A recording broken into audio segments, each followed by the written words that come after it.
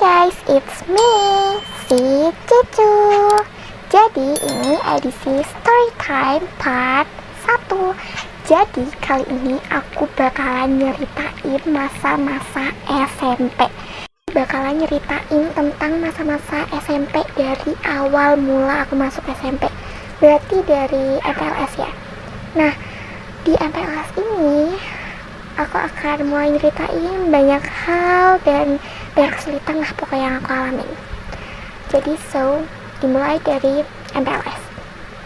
Jadi seperti yang kalian tahu ya, masa peralihan SD ke SMP ya, itu menurut aku berat banget sih. Aku nggak tahu setiap orang itu sama atau ada yang beda, tapi di aku itu aku tuh struggle banget waktu peralihan masa dari SD ke SMP. Bayangin aja nih ya, dari SD kita 6 tahun dengan anggota yang sama, temen yang itu aja.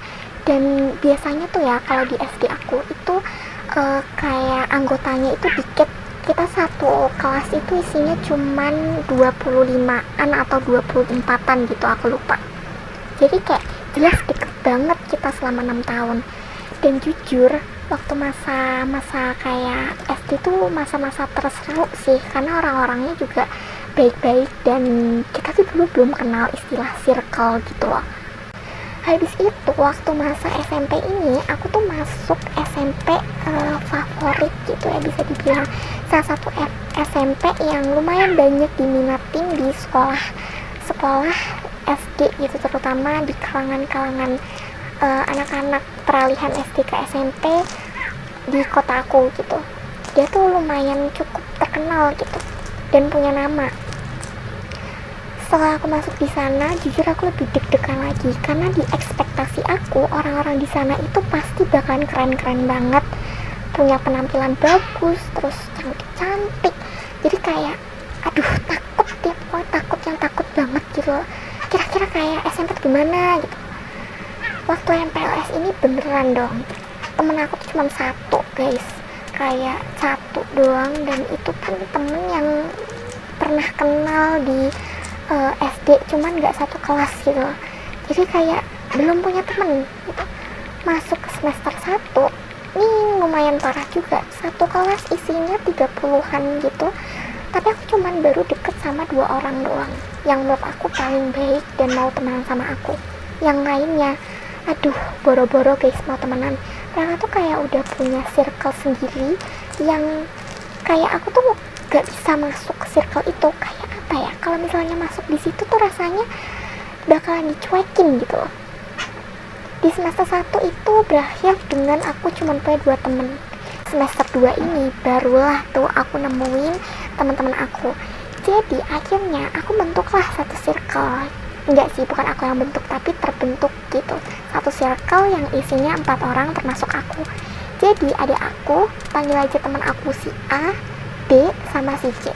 Waktu semester 7 ini berjalan dengan lumayan banyak drama gitu kan, karena masih punya sifat kekanak-kanakan. Jadi apa-apa masalah-masalah kecil tuh bawaannya dibesar-besarin mulu rasanya.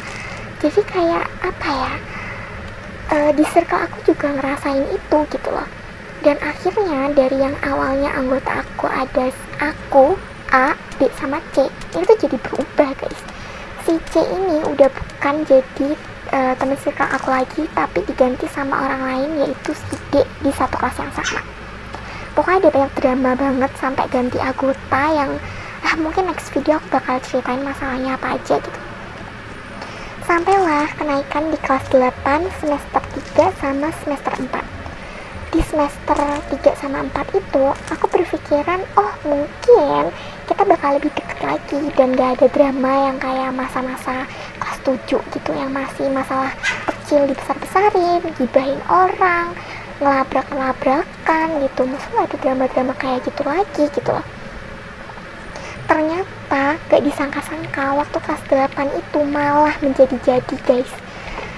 Ceritanya gini, waktu kelas 8 itu aku punya impian besar banget buat masuk salah satu SMA favorit di kota aku, yang persaingannya jelas ketat dong, dan otomatis aku harus belajar yang giat supaya aku bisa masuk ke sekolah itu. dan nilai aku yang tadinya standar biasa-biasa aja waktu kelas 7 itu sekarang udah meningkat pesat, lumayan pesat banget di kelas 8. Dan aku berpikiran kalau misalnya teman-teman aku bakal kasih respon yang positif, atau minimal mereka itu bisa ikut seneng lah kalau misalnya aku punya nilai bagus gitu. Karena aku sering ceritain kalau aku tuh pengen sekolah di sekolah SMA yang favorit yang aku pengen ini. Tapi ternyata tanpa aku sadar tuh kayak aku tuh mulai jauhin gitu loh guys. Mulai disindir-sindir, dan kayak hal kecil misalnya di kantin biasanya aku diajak tuh kadang-kadang tuh aku nggak diajak gitu, malah biasanya aku tuh yang menawarkan diri sendiri gitu buat ikut mereka. Jadi kayak so asik gitu.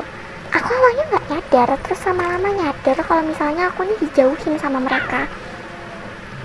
Pada saat itu jujur aku sedih, aku bingung dong, aku salah apa sama mereka, kenapa mereka jauhin aku dan gak mau temenan sama aku.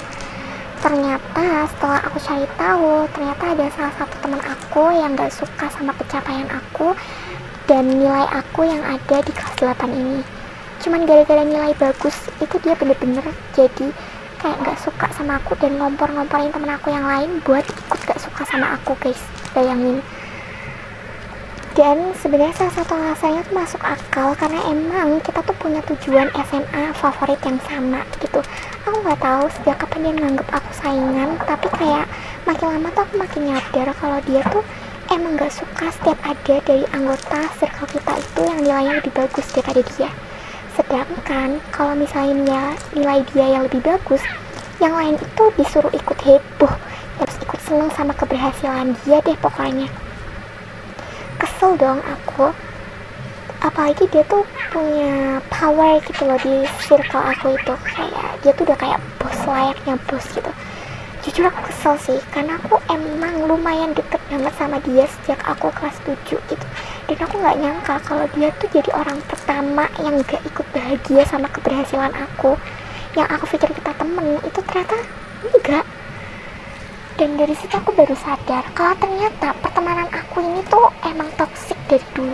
Cuman aku tuh membiasakan diri dan gak nyadar-nyadar gitu.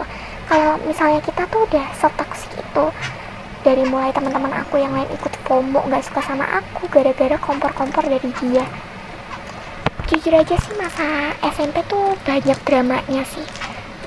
Kalau misalnya disuruh balik SMP, kayaknya aku say no dulu kali ya.